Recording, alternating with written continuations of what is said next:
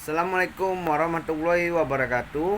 Perkenalkan, nama saya Muhammad Iqbal Wanda Fajar dari program studi manajemen 4 AMGT3 dengan NIM 2203041187. Di video saya ini saya akan menjelaskan materi dari mata kuliah pengantar manajemen dari pertemuan kedua sampai pertemuan ketujuh.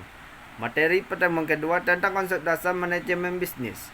Pengertian organisasi. Organisasi adalah sekelompok orang yang bekerja dalam struktur organisasi tertentu, bekerja dalam mencapai serangkaian tujuan tertentu. Yang membedakan adalah tujuan dari organisasi tersebut. Ada yang bertujuan mencari keuntungan secara finansial dan tidak mencari keuntungan secara finansial. Pengertian manajemen. Manajemen adalah sebuah proses yang dilakukan untuk mewujudkan tujuan organisasi melalui rangkaian kegiatan yang berupa perencanaan, pengorganisasian, pengarahan dan pengendalian orang-orang serta sumber daya organisasi lainnya. Seni atau proses dalam penyelesaian sesuatu yang terkait dengan pencapaian tujuan. Macam-macam sumber daya organisasi. Yang pertama, sumber daya manusia, sumber daya fisik, sumber daya informasi, sumber daya keuntungan, sumber daya alam. Fungsi-fungsi manajemen. 1. Perencanaan. Proses yang mencakup upaya yang dilakukan untuk mengantisipasi kecenderungan di masa yang akan datang dan penentuan strategi yang tepat untuk mewujudkan target dan tujuan organisasi. Fungsi perencanaan menetapkan tujuan dan target bisnis, merumuskan strategi untuk mencapai tujuan dan target, menentukan sumber daya yang diperlukan, menetapkan standar dan indikator keberhasilan.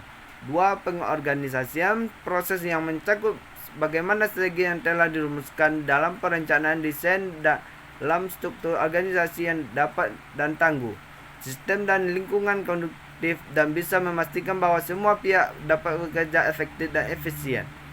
2. Fungsi peorganisasian. Fungsi peorganisasian mengalokasikan sumber daya dan menetapkan tugas serta prosedur menetapkan struktur organisasi. Garis kewenangan dan tanggung jawab kegiatan perekrutan, seleksi, pelatihan, dan pengembangan SDM. Menempatkan SDM pada posisi yang paling tepat. 3. Proses pengimplementasian. Proses pengimplementasian program agar bisa dijalankan di seluruh pihak dalam organisasi serta proses memotivasi agar semua pihak dapat menjalankan tanggung jawab baik. Fungsi implementasi. Mengimplementasikan proses kepemimpinan, pemimbangan dan pemberian motivasi kepada tenaga kerja, memberikan tugas dan penyelesaian rutin mengenai pekerjaan, menjelaskan kebijakan yang ditetapkan. 4. Pengendalian dan pengawasan. Proses yang dilakukan untuk memastikan seluruh rangkaian kegiatan yang telah direncanakan di organisasi dan diimplementasikan bisa berjalan dengan sesuai target yang ingin dicapai. Fungsi pengawasan. Mengevaluasi keberhasilan dalam pencapaian tujuan dan target bisnis sesuai dengan indikator yang ditetapkan. Melakukan tindakan korektif dan solusi atau adanya penyimpangan dalam masalah yang terkait mencapai tujuan dan target bisnis. Materi pertemuan ketiga tentang sejarah ilmu manajemen. Peninggalan fisik sebagai ciri adanya implementasi ilmu manajemen, seperti piramida di Mesir, bangunan Ka'bah di Mekah, tembok Cina dan lain sebagainya. Peninggalan fisik tersebut menggambarkan adanya aktivitas teratur dan bertahap di masa lalu yang saat ini dinamakan manajemen. Pionir ilmu manajemen modern. Menurut Robert Irwin, pada tahun 1771 sampai 1858, perlunya SDM dan kesejahteraan pekerja dalam sebuah organisasi.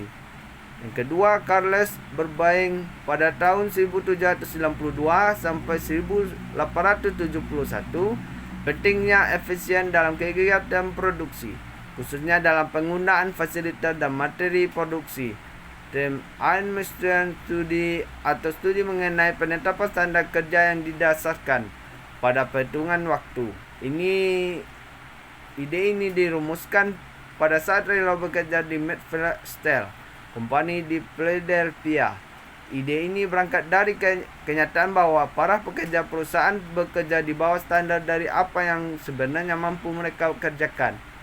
Taylor menyatakan bahwa untuk mencapai tujuan sebuah perusahaan, misalnya peningkatan profit perusahaan, maka produktivitas perlu ditingkatkan. Produktivitas dapat diukur dari tingkat output dan prestasi kerja.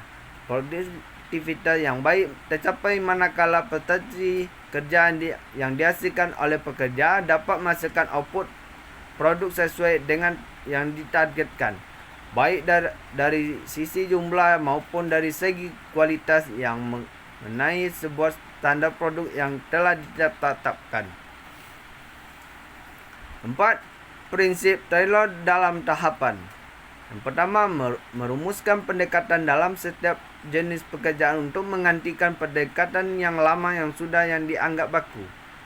2. Secara ilmiah dilakukan seleksi atas tenaga kerja dan pemberian pelatihan bagi tenaga kerja agar dapat menjalankan tugas sebagaimana dijelaskan dalam langkah pertama. 3. Memberikan pengarahan dan pemantauan atas pekerja untuk memastikan bahwa mereka melakukan pekerjaan yang telah ditugaskan sesuai dengan standar. 4. Melanjutkan langkah-langkah pengerjaan sebagaimana yang telah dicapai pada langkah-langkah sebelumnya dengan menggunakan tenaga kerja yang mampu menyelesaikan pekerjaan sebagaimana mestinya. 4. Gagasan Grant dalam manajemen. 1. Kerjasama yang saling menguntungkan antara tenaga kerja dan pemimpin. 2. Seleksi ilmiah tenaga kerja atau karyawan. 3. Sistem insentif untuk merangsang produktivitas karyawan dan organisasi. 4. Penggunaan instruksi kerja yang terperinci. Kesimpulan mengenai perspektif manajemen klasik. 1. Kontribusi manajemen. 2. Klasik spesialisasi pekerjaan studi mengenai masa dan beban kerja. 3. Metode ilmiah dalam manajemen. 4. Dikenalnya fungsi-fungsi manajemen. 5. Prosedur dan biografi. Keterbatasan manajemen klasik kurang memperhatikan aspek kemanusiaan dan pekerja, seperti motif, tujuan perilaku, dan lain sebagainya. Pertemuan keempat tentang pengembangan ilmu manajemen dan manajer dalam kegiatan manajemen. Peninggalan fisik sebagai ciri adanya implementasi ilmu manajemen, seperti piramida di Mesir, bangunan Kaabah di Makkah, tembok Cina, dan lain sebagainya. Peninggalan fisik tersebut menggambarkan adanya aktivitas yang teratur dan bertahap di masa lalu yang saat ini dinamakan manajemen. Peninggalan fisik tersebut menggambarkan adanya aktivitas yang teratur dan bertahap di masa lalu yang saat ini dinamakan manajemen.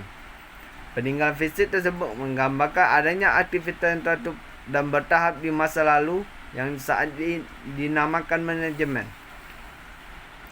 Kontribusi manajemen klasik. Yang pertama, spesialisasi pekerjaan.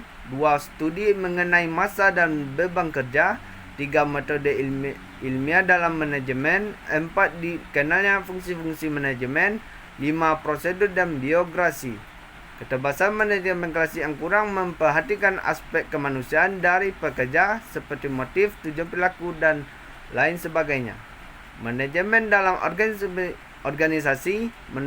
Manajer harus fokus dan inovasi dan kompetitif dalam kompetisi yang tinggi dan pengaruh lingkungan global. Organisasi harus terus melakukan inovasi.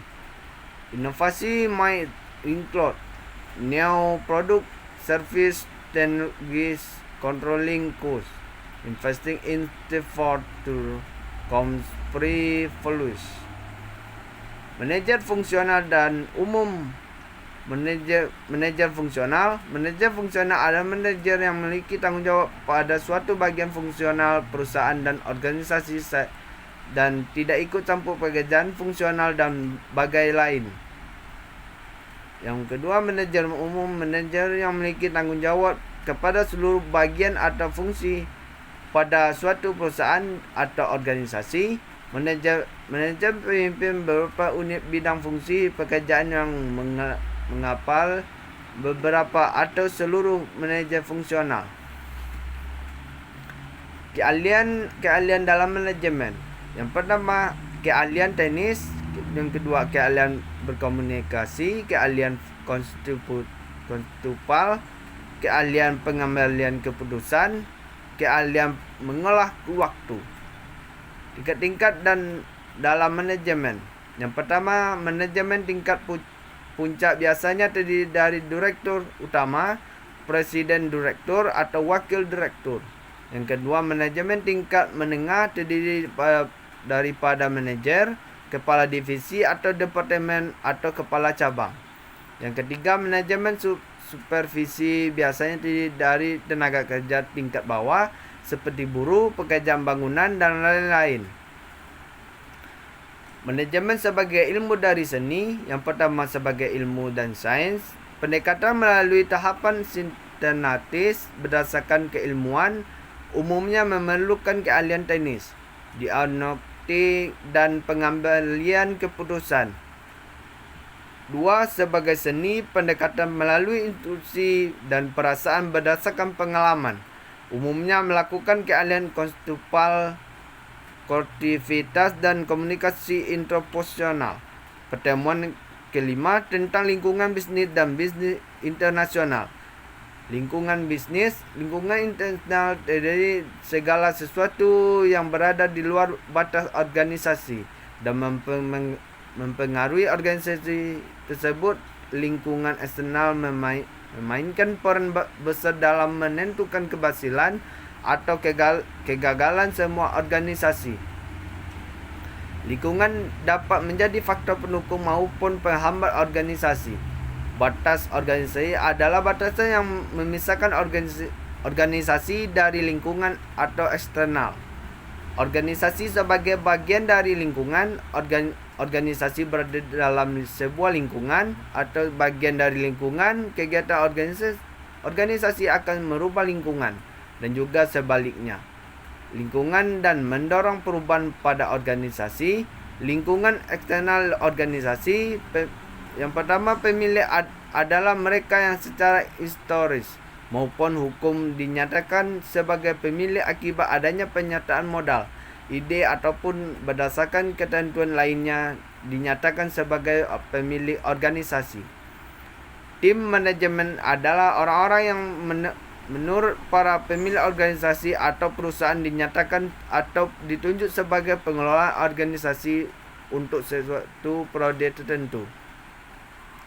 Para anggota atau pekerja adalah sumber daya manusia dari organisasi atau perusahaan yang bergelut dalam aktivitas operasional perusahaan dan menjalankan tugas-tugas keseharian organisasi berdasarkan apa yang telah ditetapkan oleh tim manajemen.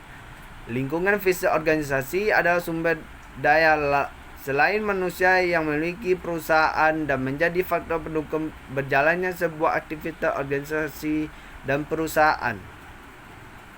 Lingkungan eksternal, pelanggan adalah mereka yang secara langsung memanfaatkan, menggunakan, dan mengajukan permintaan atas barang atau jasa yang ditawarkan oleh organisasi.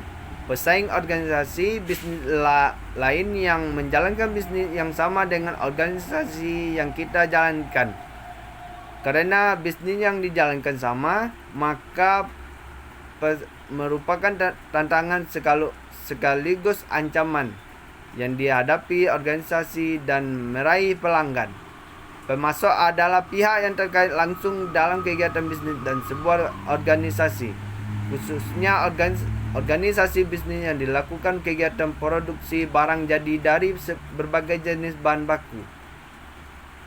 Lingkungan ekonomi. Lingkungan ekonomi kondisi sistem ekonomi yang tepat organisasi tertentu beroperasi. Tujuan utama sistem ekonomi adalah pertumbuhan ekonomi dan stabilitas ekonomi. Dua hal yang terjadi saat pertumbuhan ekonomi, output per kapita, jumlah barang dan jasa yang dihasilkan oleh sistem per orang baik, orang mendapatkan manfaat dan standar hidup yang lebih tinggi. Mereka dapat membeli banyak barang dan jasa dengan mata uang mereka. Stabilitas ekonomi berarti bahwa jumlah uang tersedia dalam sistem ekonomi dan jumlah barang serta jasa yang diproduksi dan sistem tersebut tumbuh kira-kira pada tingkat yang sama. Lingkungan teknologi.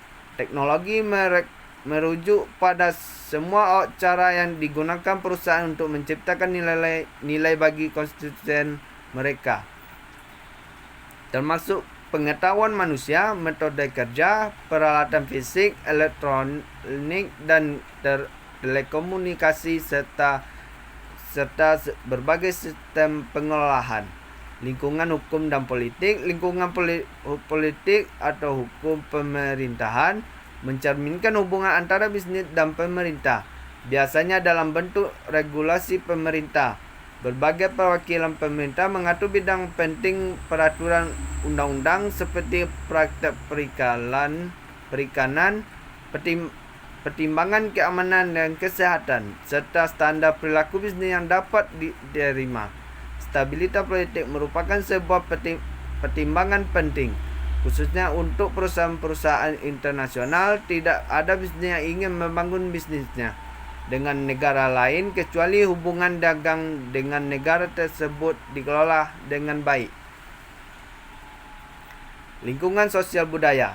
Lingkungan sosial atau masyarakat umum mencakup kebiasaan adat istiadat, nilai dan karakteristik demografis dan masyarakat di mana sebuah organisasi beroperasi. Proses sosial budaya menentukan barang dan jasa serta juga standar perilaku bisnis yang dihargai dan diterima masyarakat. Pilihan dan selera pelanggan bervariasi, baik di luar dan dalam batas negara. Faktor sosial budaya juga berpengaruh perasaan pekerja tentang pekerjaan dan organisasi mereka. Dalam beberapa budaya, pekerja membawa makna sosial yang penting. Di tempat lain, bekerja hanyalah suatu sarana untuk satu tujuan dan orang hanya memperhatikan soal upah dan keamanan kerja. Bisnis internasional. Aktivitas bisnis yang dilakukan oleh perusahaan tidak hanya terbatas pada aktivitas transaksi yang dilakukan dalam batas-batas negara di mana perusahaan berada, atau disebut juga bisnis domestik, melainkan dapat pula dilakukan di luar batas negara, atau disebut juga bisnis internasional. Tahapan perusahaan melalui bisnis internasional. Yang pertama, pemasaran domestik, ekspor internasional, multinasional atau global. Bentuk-bentuk aktivitas bisnis internasional, ekspor-impor merupakan cara yang banyak digunakan perusahaan saat mereka melakukan kegiatan bisnis internasional. Foreign Direct Investment atau FDI. FDI adalah kondisi di mana suatu perusahaan dari suatu negara menanamkan modalnya dalam jangka panjang ke sebuah perusahaan di negara lain. Dengan cara ini, perusahaan yang ada di negara asal atau home country bisa mengendalikan perusahaan yang ada di negara tujuan investasi atau host country, baik sebagai atau seluruhnya. Aplikasi dalam bentuk penanaman modal, membeli perusahaan di luar negeri yang sudah ada atau menyediakan modal untuk membangun perusahaan baru di sana, atau membeli sahamnya sekurangnya 10%. Lisensi atau licensing merupakan suatu bentuk perjanjian di mana memberi lisensi atau disebut juga lisensor memberikan hak kepada pihak lain yang menjadi pengguna lisensi untuk menggunakan paten, penemuan, formula, proses, desain selama periode waktu tertentu yang disepakati. Contoh, Disney memberikan lisensi penggunaan karakter kartun mereka kepada perusahaan pembuat baju seperti H&M. Astra Indonesia yang mendapat lisensi dari Toyota Jepang, waralaba atau fencing. Perusahaan di negara menjual tidak hanya lisensi atau merek dagangannya, akan tetapi lengkap dengan segala atributnya, termasuk peralatan proses produksi, resep-resep campuran produksi, pengendalian mutu, pengawasan mutu, serta bentuk pelayanannya.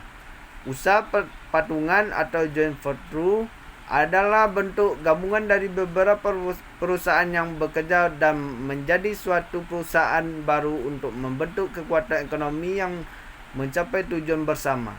Contoh Otsuka Indonesia yang merupakan gabungan patungan dari industri informasi di Jepang, Sony dengan Ericsson.